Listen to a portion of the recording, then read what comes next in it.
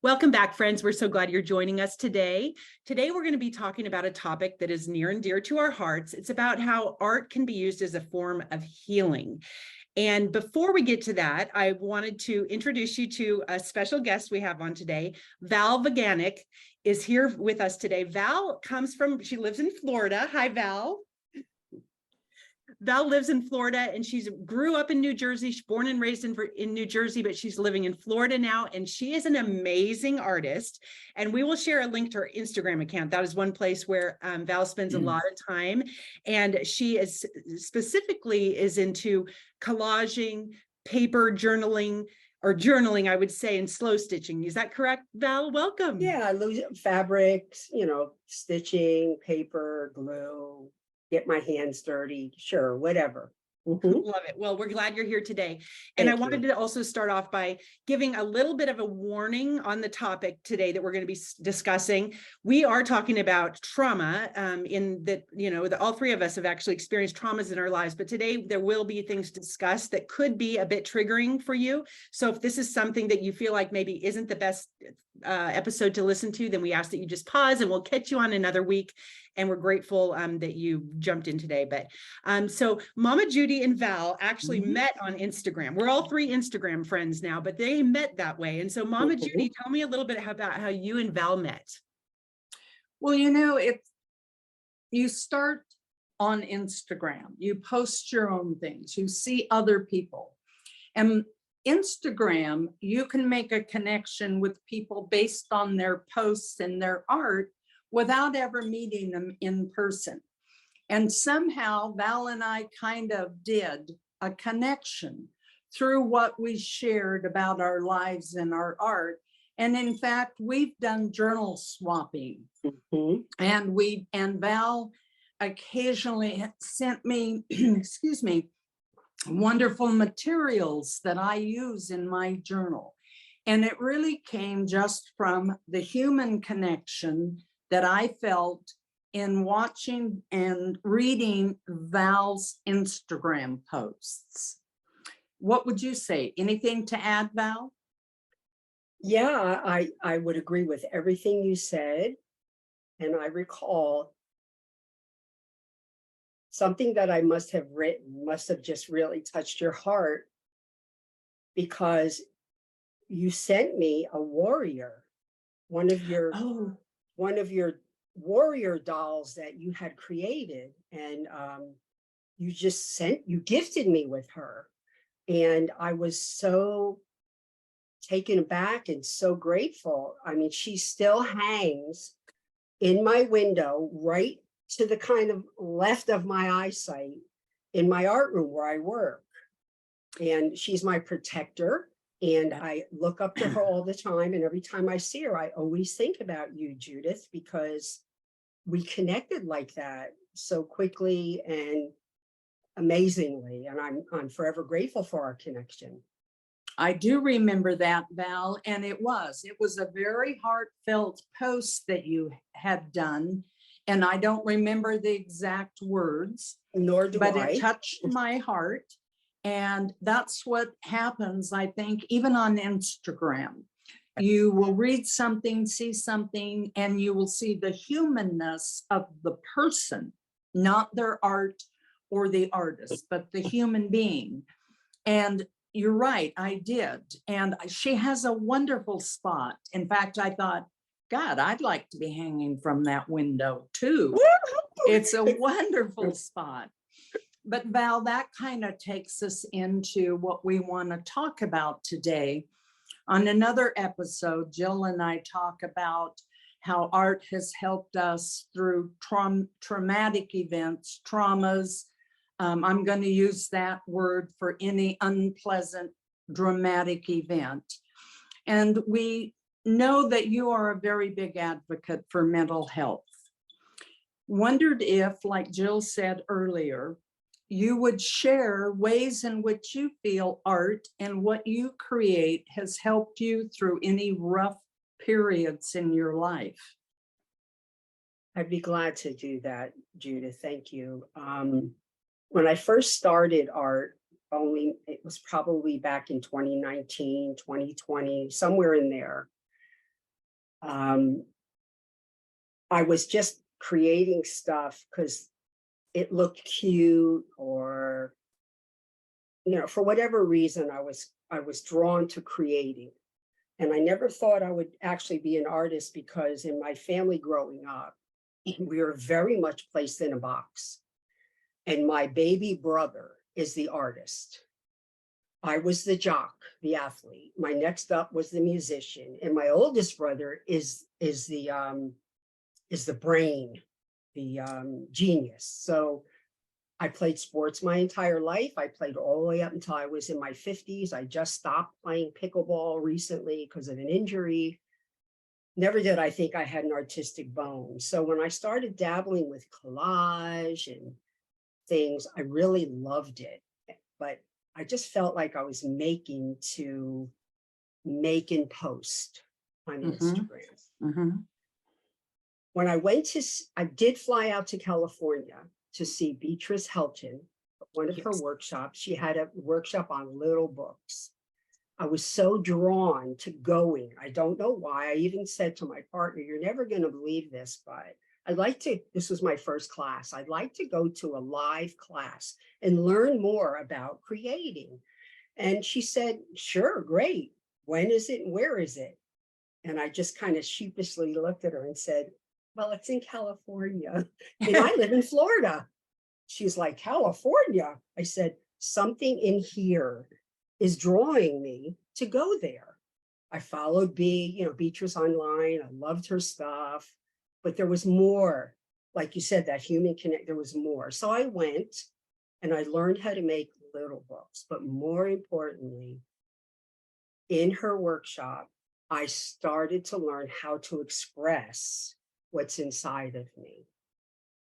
It started to come out because it was a safe environment, and that's how Bee creates. She creates a lot to express her inner thoughts, her inner traumas, her inner feelings, whatever. So that was my beginning. That was my jumping start.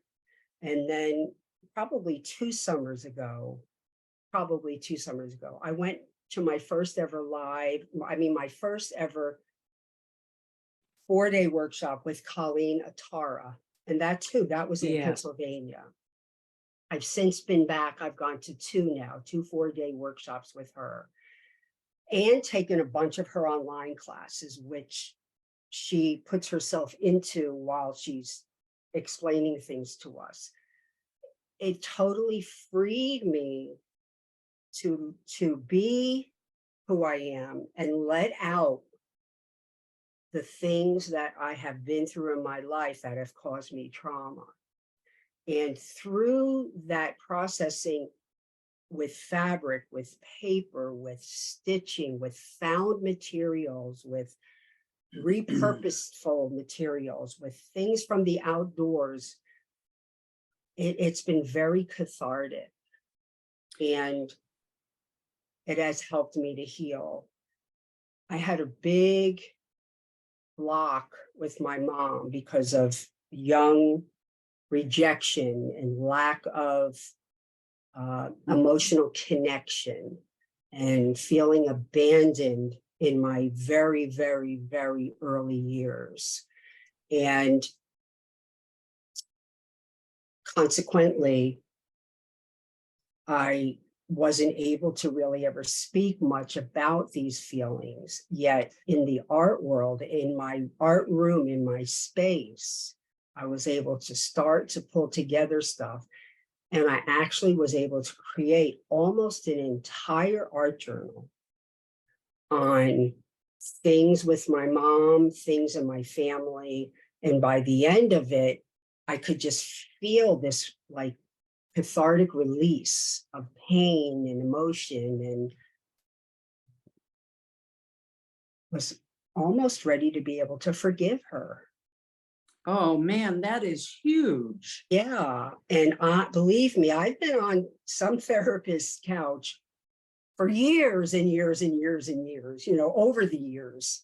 So for that to happen, along with the counseling, along with the trauma recovery I've been in, that was huge for me. Val, why do you think, from your experience, the art was able to have you let go versus talking to someone, say, like you said, a therapist? What is it about art that allows us to be as free as you have become from the pain that was locked inside? Trauma lives in your body. That I've learned. And trauma gets best relieved through somatic experiences, somatic movement, and the finding and creating of pages, so to speak, using my mother's clothing, my mother's jewelry, my mother's artifacts, things that I was able to gather and collect from her home when she passed 2.5 years ago. Okay. And I think just the gathering of all of that, the movement of that, the putting it down and stitching, course, stitching is very, very healing. I don't care for anyone, I think.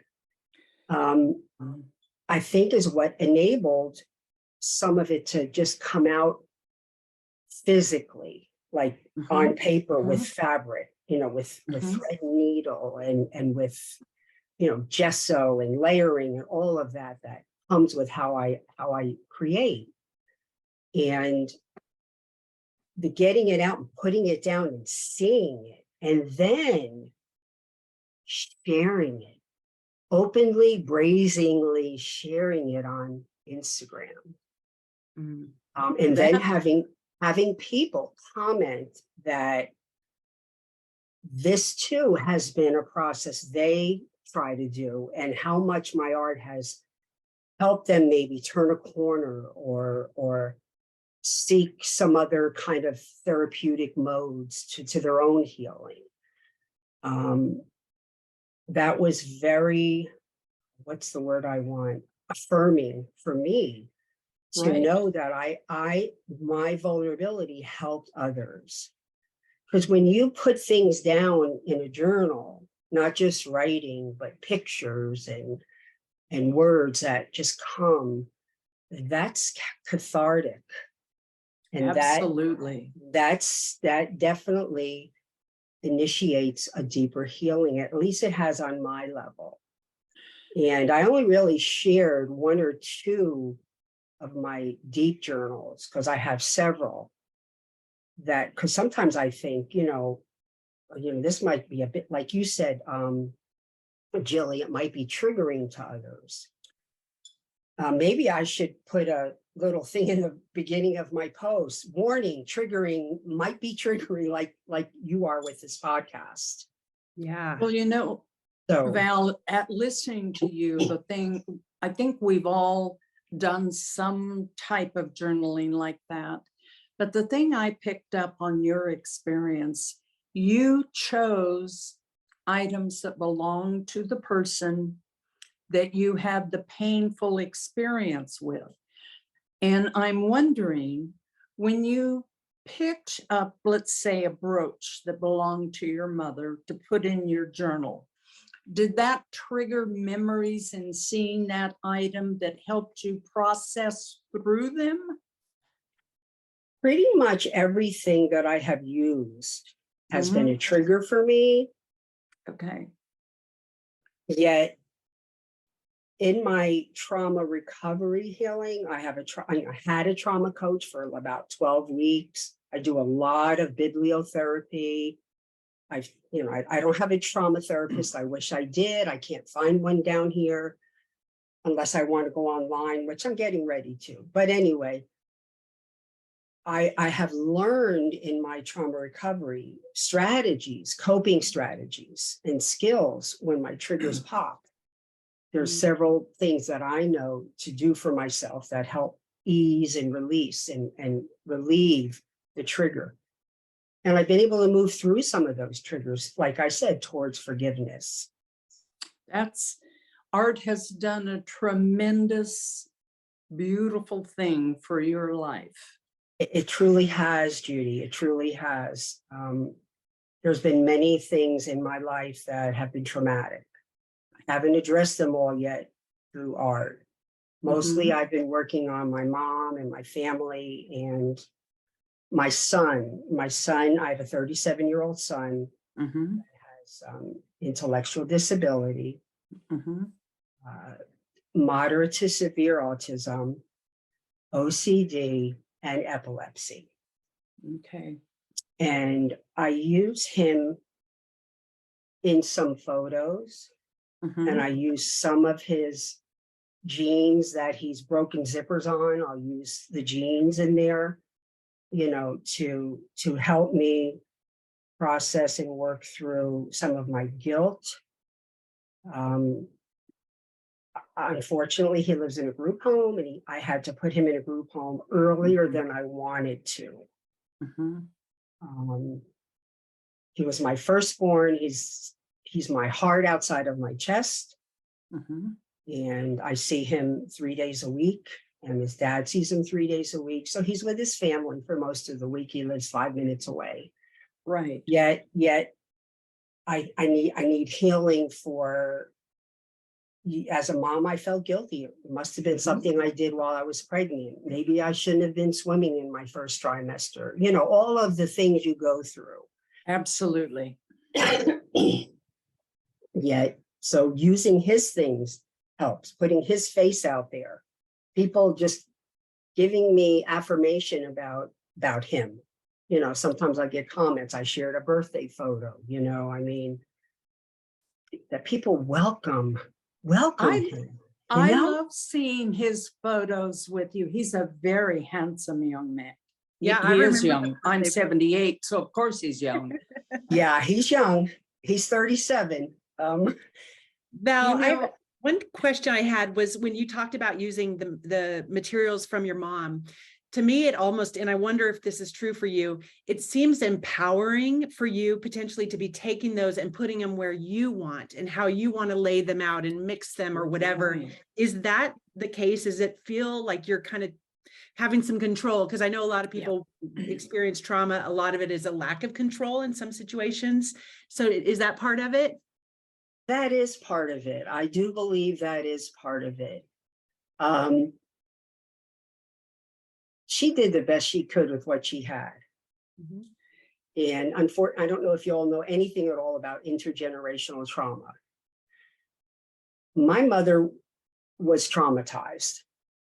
I didn't learn a lot about her trauma until maybe 10 years before she passed, when she started telling me about her upbringing and the abuse in her household and what she had experienced. I did witness my father beating her almost nightly as a young child. That was a big part of my trauma.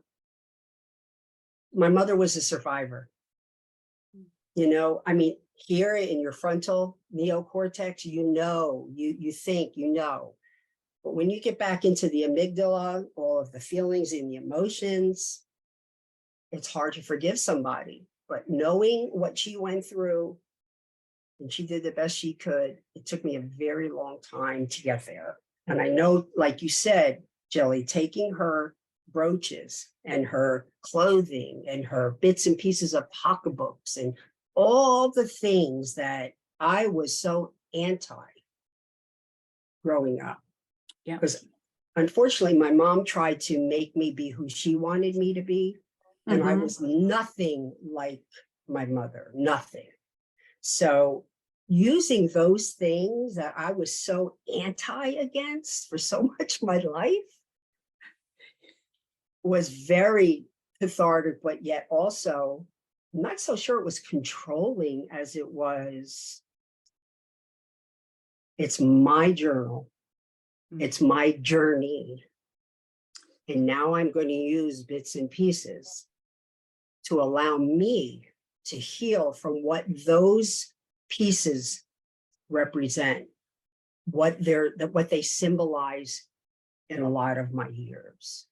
And it's mine to use. To that young child. And the that teenage really child, grew up. the whole growing up years. She wanted me to be this girly girl, makeup, hair, clothing. And I was a tomboy. I was a tomboy. I was such a jock that I wanted nothing to do with makeup and hair and clothes. And she wanted me in, patent leather shoes and fancy dress. Oh, I if this wasn't just a podcast, someday we'll get together, the three of us. I'll show you my school pictures. And the nightmare I had the night before when she'd wrap all my hair in bobby pins, to make my hair be curly. It's just amazing. It's amazing. And now guess what, ladies? Because I've healed and I've been able to heal so much, I'm still in the process. I love wearing dresses now, and I love wearing skirts now, and I love wearing curly hair now and earrings and makeup. Go figure. Well, that's because that's your choice. Healing through your art has allowed you to make your choices, even if they parallel what your mother maybe wanted. At that time, it wasn't your choice. Now it is. And I know using the art is what was so cathartic to, I could feel it in me. I could feel it just. Does that make sense? Absolutely. It's like, well, first of all, I know about intergenerational abuse from my ex-husband who experienced it and passed it on. So that is something I think that is out there that's more common than we recognize. Secondly, by getting past all that, you now have wings. It's like being reborn with a set of wings. You can go anywhere you want, especially through the expression that you do in art. And that leads me to a question, which is, art has given you a great foundation. It has moved you tremendously. Do you ever see yourself at this point not doing art? Can't imagine not doing art, not creating. I mean, I go for lulls, like I'm in a little bit of a lull now, only because we just traveled again. We just got back and, all the responsibilities, the yard, all of that. No, I can't. I walk into my art room every day. I look at everything. I sit down on my table. I touch the things that are all over my table. And I say right out loud, I'll be back as soon as I can get myself 5 minutes. I thought I was the only one that talked to my art supplies. No, I do the same thing. I caress the fabrics. You know how you have paper on your desk, what do they call it? The over paper, the under paper? Yes. I have a lot of that with all kinds of paint and gesso all over it. And I literally stroke that. Oh, I know. I know. If anybody had a camera on me, they think I was some kind of lunatic. Oh, a pervert. I'm, something that isn't. I have a question, but I want to check in with Jill. Yes. Do you have a question, Jill, before I launch? I do. Actually, I have one. And I also wanted to mention a quote that kind of comes in with this. This is on Val's Instagram profile. You wrote, "Our issues are in our tissues." Amen. Yeah, and I just thought, just think about that, how things that happen to us, hopefully good and bad, but things that happen to us, it's at a cellular level. And so the idea that there are ways of healing through talk therapy, trauma therapy, whatever, that do work. But when you were saying before how creating art is something like you'd never experienced in the healing, it just came off of you, and it's not through it. You do stitch words and that kind of thing in here, but it's not through like talking through it or whatever. It's this magical thing that happens with the art. So I just thought that was, someone might want to hear that our issues are in our tissues, kind of like The Body Keeps the Scores, this book that talks about how the body. Yes, that was my first ever book that I read by Bessel van der Kolk. Yes. It's become my like second to my Bible. I mean, it's been thumbed through and earmarked and circled and all that. And I recommend that to everyone, because that's how you start learning that, whoa, what's going on in me is real. Yes. It's valid. It's not just something I'm making up in my mind. Yeah. It's real. It really happened. And go ahead. And another good book, I don't know if you've read this one, but it's called What Happened to You? And Yeah. it's a book by Dr. Bruce something and Oprah. And it's a conversation that they put together in this book. And it talks Yes. about like what happened to you. And a lot of it might be if you have say you have a kid acting out, it's not this kid is bad and what they're doing is bad. It's like, what happened to you to make you elicit that sort of emotion or that reaction or something? It's also another fantastic book. It is. Question was, you had mentioned that you only recently in the last few years had gotten into art. So, and I know that you said you were a jock before that, tomboy and all that. So literally no artistic expression before the last few years. Is that correct? And then second, Yeah. what was the moment that you decided that day, 3 years ago or whatever, what was it that you thought, I'm just going to create something? When I was still teaching, I, excuse me, one of my colleagues had what was called a bullet journal, Mhm. a Mhm. writer Carol.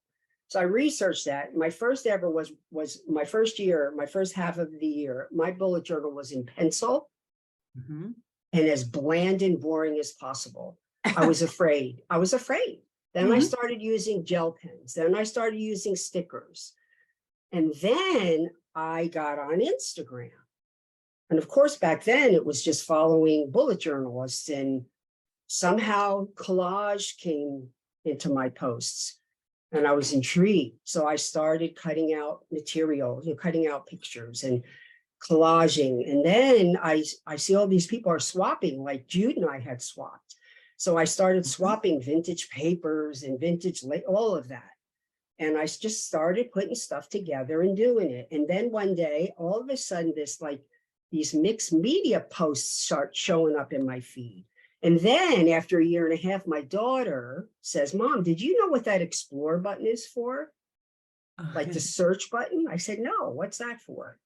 And she showed me, and then I just typed in, I don't know, painting, art, whatever. And all these mixed media things start coming up. I'm like, what is all that? So I started following mixed media artists. And I started going to YouTube and doing some of the little tutorials and all. And pretty much I've taken classes. I've taken some online classes. I've taken some live classes. And the rest is history. And here I sail off into my future. I have Oh, a I hard love time that saying, phrase. I have a hard time saying I'm an artist. I say I'm a creator. You are an artist. Now do Well, what I did. Stand in front of the mirror and repeat that until I'm it's an artist. comfortable. Yeah. I am an artist. My partner and I just came back from the DeLand Museum. DeLand's a town next door to us. We just went in the museum to look at some of the new art that's in there. And I thought, maybe I am an artist because some of my stuff looks sort of like this. You are an artist, but Thank you. and we talk about that in another episode. That is one of the hardest things that artists have to do, is to say, I am an artist. Mhm. But getting back to your journey, Val, thus far, listening to you talk, I thought, oh my God, it's like a jigsaw puzzle. You have all these pieces of who you are. Yeah. And you're taking that and you're making a new end product. But it's like a jigsaw puzzle. Well, this fits here. This doesn't fit here. This fits here. So you are creating, you are doing what I think is one of the most important things for a human being, and that is to reinvent yourself. And we all reinvent ourselves along the way. And you've just had some rather large challenges to reinventing the authentic self. And that's what you're doing through art. I agree with you, Judy, because the majority of my life, I didn't have much of a sense of self because of my early childhood trauma, the domestic abuse, and my mom not accepting me, rejecting me from early on. And it's really only been in maybe the last year and a half that I've begun to develop a sense of self. I know, isn't that crazy? I'm 68 years old. No. Yet now I definitely could say to you, when I create, one of my hashtags that I use a lot of the time is create fearlessly. Oh, that's Because beautiful. while we were in the museum looking at the art, I saw something and I thought, I want to try something like that. Mhm. And I will try that now. And I think it's because my sense of self is strong enough now that I can say I can do that. I just have to gather my materials and just go for it. Your sense of self is strong enough now that you trust it. Yes, yes. I like that. Yeah, Right. we're all working on that. And age really is irrelevant. The most I agree. important thing is we're the lucky ones in that we've been able to take this journey, and art has helped us move forward beyond where we were stuck. And like I said, on another episode, Jill and I talk about the way that we've been stuck at various parts of our lives, and how art and creating with heart has Mhm, moved us forward. mhm. Very good. Thank you. I can't tell you how much I appreciate you sharing your story. Thank you. Thank you. I appreciate both of you reaching out to me and saying, hey, will you do this? Because I think it's important that our audiences really understand you don't have to hide behind your trauma. You don't have to hide behind your pain. You can reach out here on Instagram, on Facebook, on wherever you are. And there are other people that are right there with you, and that the art that you do really is cathartic and really does help to release so much inner turmoil and pain. It does. At least it has in my case. Well, it has in mine and Jill's case too. Yes. And I think there are, like you just pointed out, Val, there are a lot of people in our visual and auditory audience that are sitting behind their own masks, because we all wear them. And one thing I want to touch on, that you used the word safe in your discussion when you began art. You're safe in your art environment. You're safe in expressing those thoughts that never could come to the forefront. And I think that that's something also that you just alluded to on Instagram. Instagram, I think, is a pretty safe environment to show our vulnerabilities.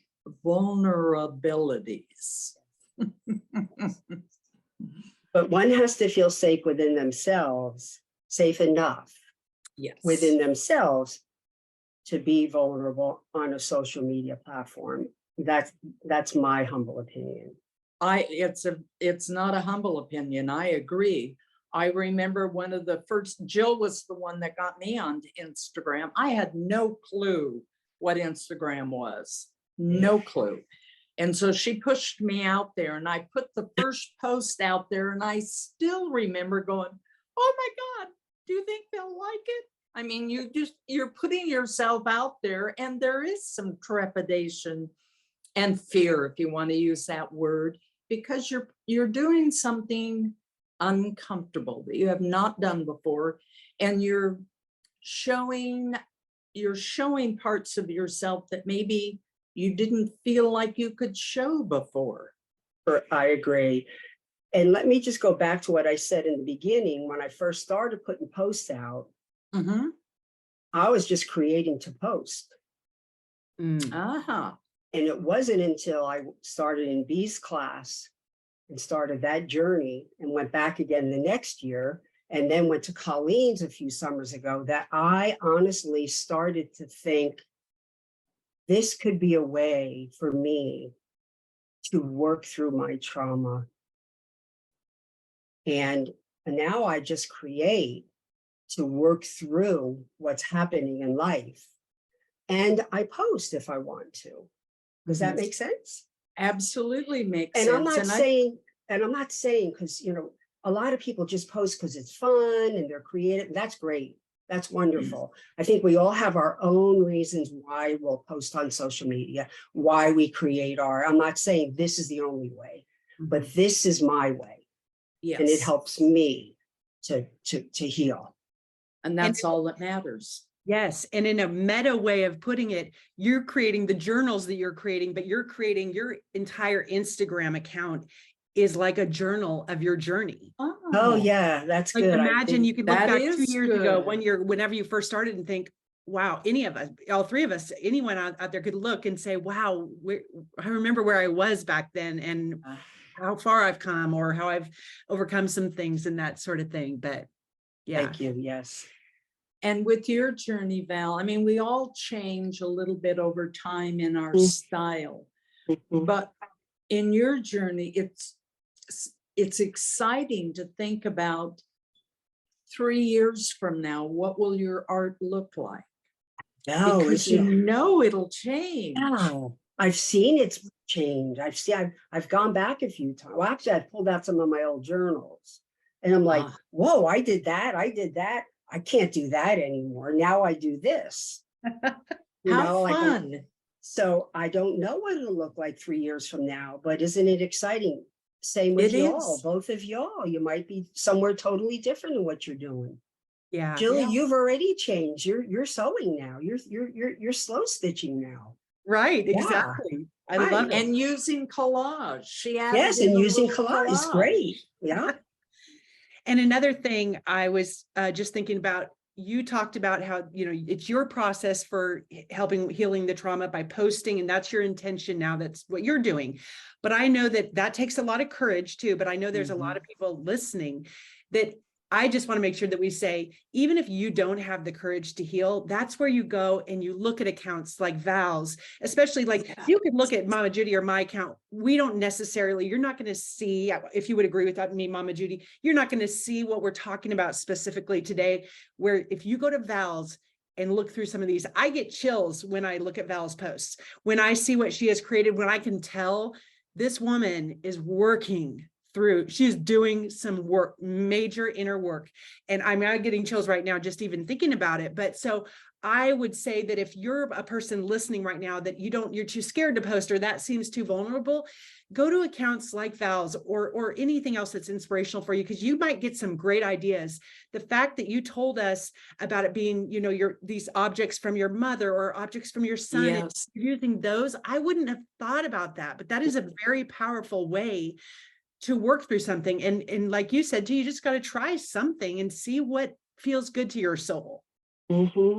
Yeah. What feels good to your soul, what's healing you, what's healing for you. And sometimes I don't even know it until I'm finished a page and I look at it, I put it aside, and then I go back and I start flipping through and I'm like, yeah, this is really cathartic for me. This is really good. I feel so much lighter today, based on what I'm seeing. So yeah.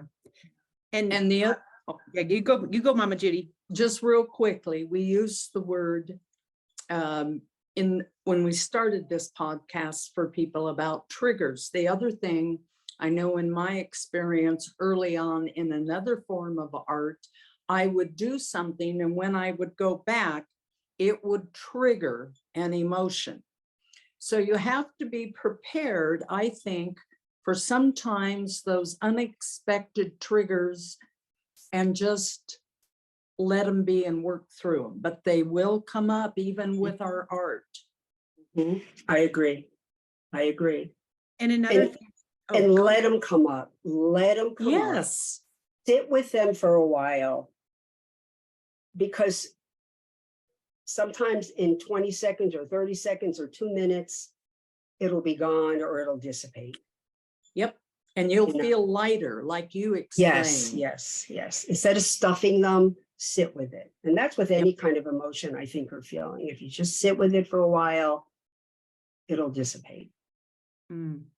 I remember, Val, I mentioned you've used a lot of words throughout your creations, empowering words, healing words, things that are meaningful to you. And I know Mama Judy made me a journal a few years ago before I started some pretty intense therapy. And Mama Judy, I can't remember the words right now, but the cover, it was all about, this is about your healing journey. She didn't even know what I was going to use it for, but all I do is after my therapy sessions is write notes in this journal, but also the fact that some of the words that she just happened to put in there, she didn't know what I was going to use it for, but the words safe, this is your place, that kind of thing. So almost too, an idea could be if somebody is thinking, where you're working through some hard stuff, is to surround whatever it is with some safe words that you're claiming this is a safe place, whether it's through a word within a journal or a word at your desk where you're sitting or something, because that has been helpful to me anyway.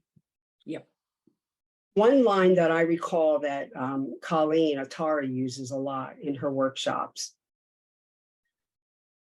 You have everything you need inside of you already. Mm-hmm. And it's, and my words to that are, it just takes courage to find it and use it and put it to good use, you know? Mm-hmm. It's hard to work through your crap and your trauma and all that's happened, because I like you said earlier, Judy, everybody has something. Mm-hmm. Everybody pulls their little red wagon. Some people want to delve, some people don't.